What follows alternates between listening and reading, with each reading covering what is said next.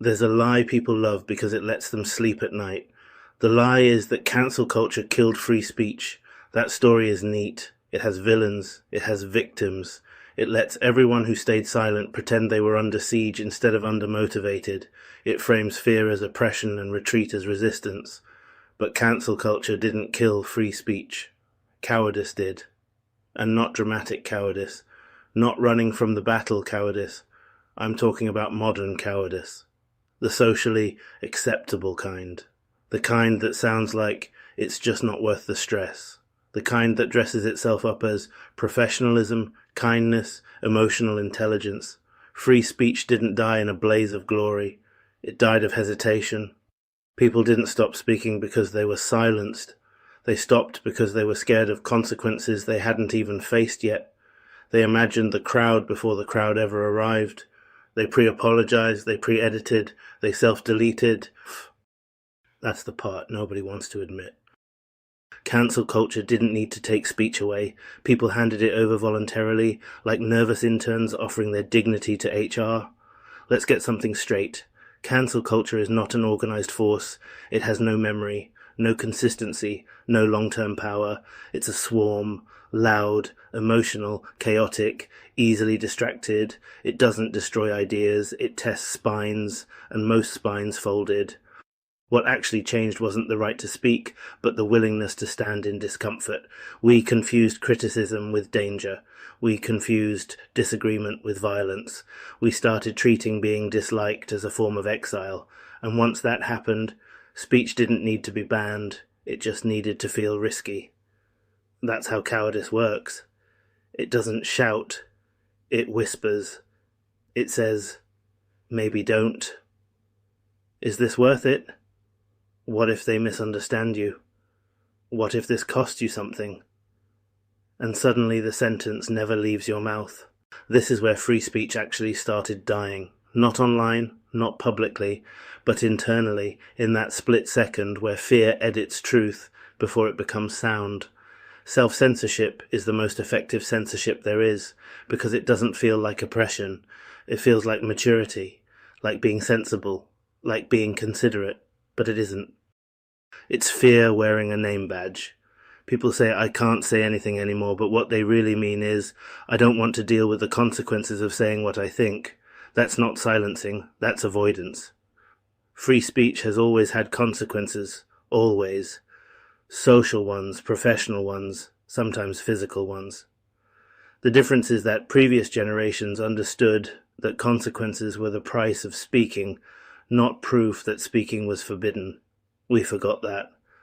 We live in a culture that treats discomfort as damage, where emotional unease is framed as harm, where being challenged feels like being attacked, and cowardice thrives in that environment because it offers a deal. Say less, risk less, be safe. So people shrink, they learn the choreography, they learn what language is rewarded and what language is punished. They stop asking, is this true? And start asking, is this safe to say? That single question tells you everything. Cancel culture didn't invent that mindset, it just exploited it. Because cancel culture only has power over people who believe the crowd owns them. The moment you refuse to perform the ritual apology, the moment you don't kneel, the crowd gets bored. Outrage needs participation. It needs submission.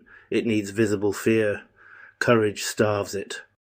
But courage is expensive, it costs approval, it costs comfort, sometimes it costs money, and we've raised a generation that was taught to prioritize safety over truth and belonging over honesty.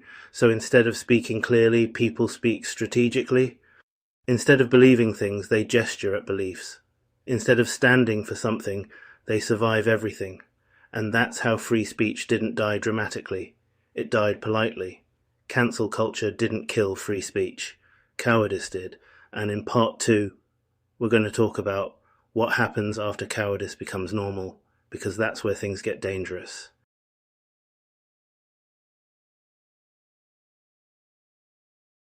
UBN Narrator News has partnered with Adidas to bring you custom clothing for all occasions. The material is amazing and they have fits for all body sizes. Why courage terrifies modern institutions. Once cowardice becomes normal at the individual level, institutions follow. not because they're evil, but because they're scared. Institutions don't fear cancel culture. They fear instability.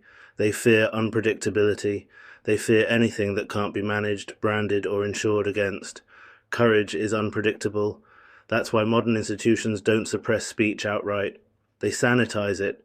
They wrap it in policy language. They dilute it until it can't hurt anyone, including the truth. Universities are the clearest example. They were once built for intellectual conflict, for disagreement sharp enough to cut bad ideas apart. Now they manage feelings like a logistics operation. Debate is reframed as harm, friction is reframed as trauma, and the result isn't safer minds, it's weaker ones. Journalism followed the same path. Instead of interrogating power, it manages optics. Instead of asking uncomfortable questions, it anticipates backlash. Instead of telling hard truths, it tells approved ones in approved language. Corporations preach authenticity while enforcing ideological uniformity. Politicians speak in sentences so empty they sound pre-negotiated. Every word is risk-assessed. Every belief is triangulated. Every position is reversible. This isn't censorship by force. It's censorship by incentive. Say the safe thing, keep your job. Say the approved thing, keep your platform. Say the risky thing, explain yourself forever.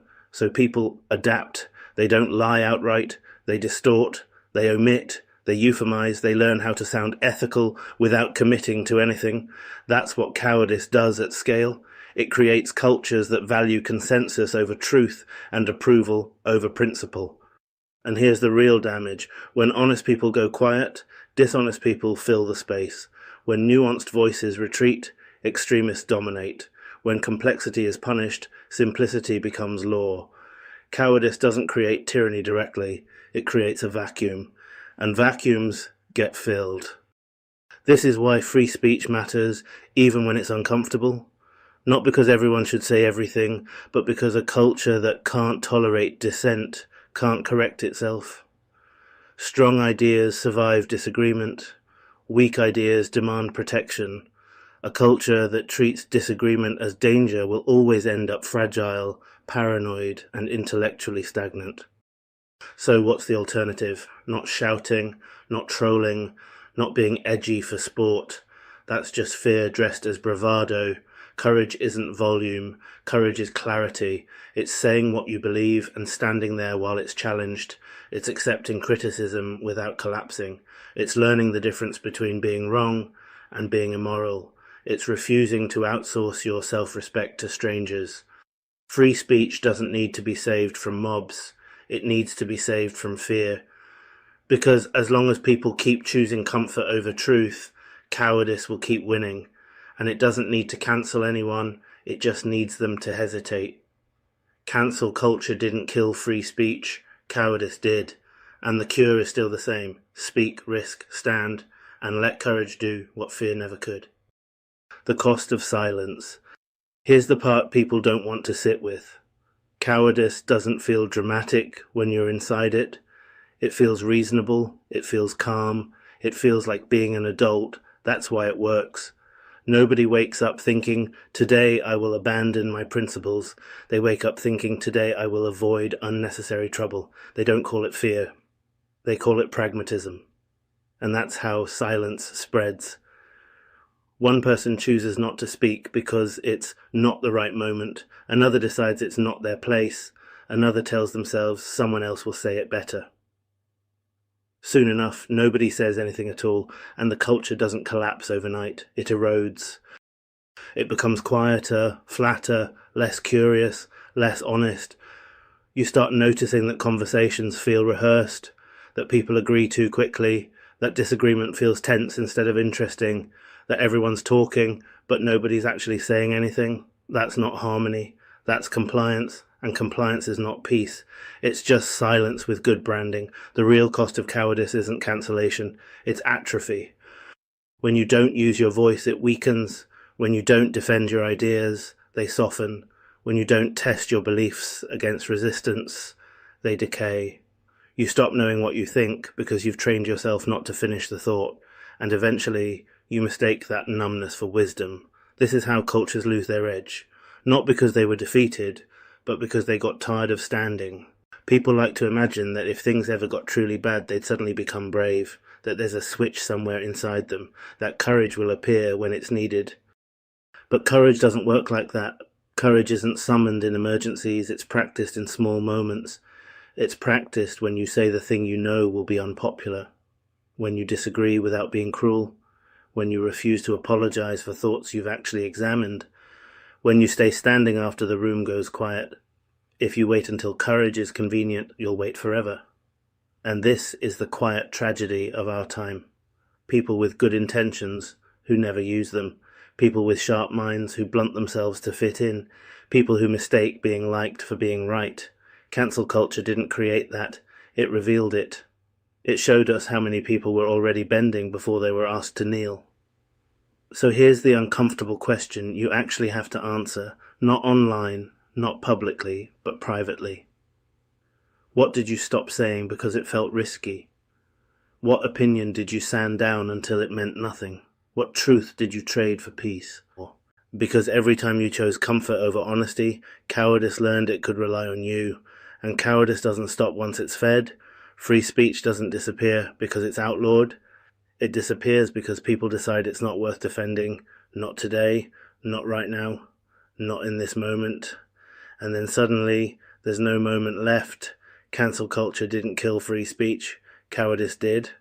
And the only way out is painfully simple. Say the thing. Stand there. Let the discomfort pass through you instead of ruling you. You don't need to be loud. You don't need to be cruel. You don't need to be fearless. You just need to stop being silent on behalf of fear, because the moment you do, free speech doesn't need saving. It remembers where it lives.